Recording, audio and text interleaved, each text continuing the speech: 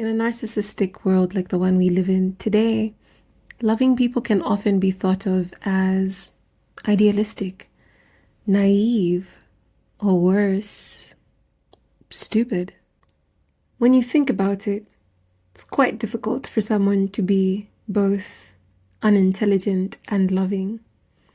The two are virtually incompatible. It takes too much brain power to love.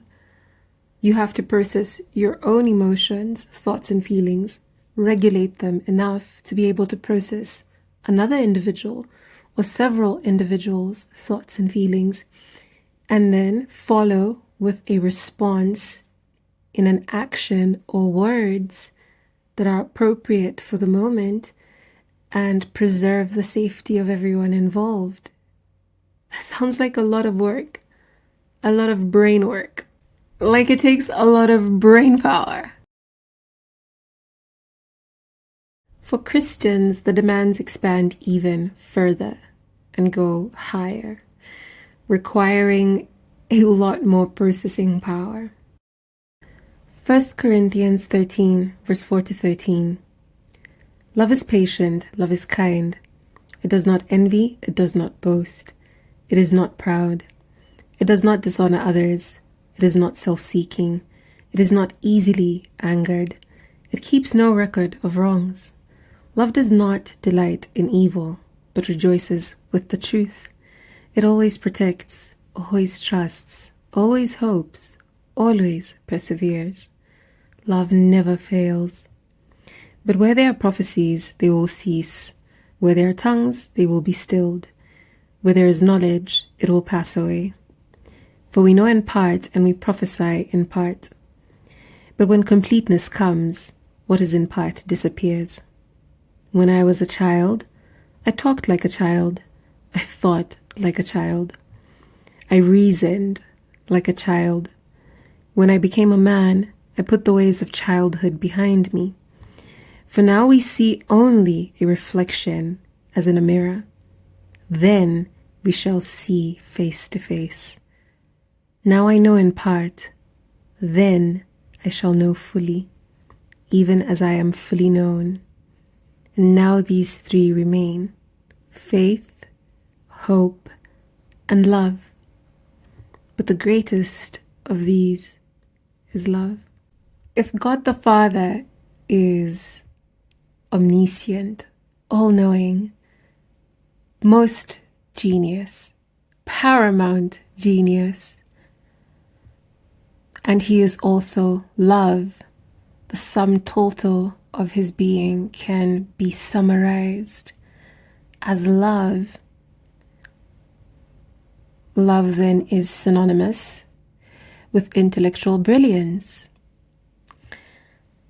and flowing more in love is to be highly intelligent.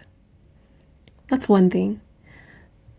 The passage in 1 Corinthians chapter 13 also reminds us that besides being unintelligent, lovelessness is also childish. It's mature and responsible to act lovingly. It's childish and irresponsible to act lovelessly. I wanted to close with a small note I wrote to myself on a random day about a thought that occurred to me and has been helping me in processing and feeling more empowered about living lovingly. I hope it helps you too. There's a phrase doing rounds on the internet that may have originally come from a sermon. It goes, "We seek validation from the same world that crucified a perfect man." I thought to myself how wonderful it would have been to meet a perfect man, a perfect person. And then I wondered if I would have been able to believe or recognize his perfection. And then I thought so many didn't. And there it was. So many people encountered pure perfection and could not recognize it. Instead, they decided to crucify him. This is how poorly we perform in judging goodness sometimes. There is only one good judge, God. Only one way to emulate his good judgment, through his word and his love. The world, when it met perfection personified, brutalized it. Think about it, the most brilliant, powerful, kind, loving, trustworthy individual to ever walk the face of the earth was crucified for it. You can't possibly trust the world to be a good judge of character or what it is to live wisely. What this should do for the person aspiring to live lovingly is to empower them to not depend on the world for validation. To, when met with ridicule, remember that the world met perfection and brutalized it. What will they do to you? There's a popular saying from ancient thinking that states virtue is its own reward. It's credited to Marcus Cicero and sometimes Seneca. The saying implies that virtue, knowing that you're doing the right thing, doing the morally correct thing, is its own reward.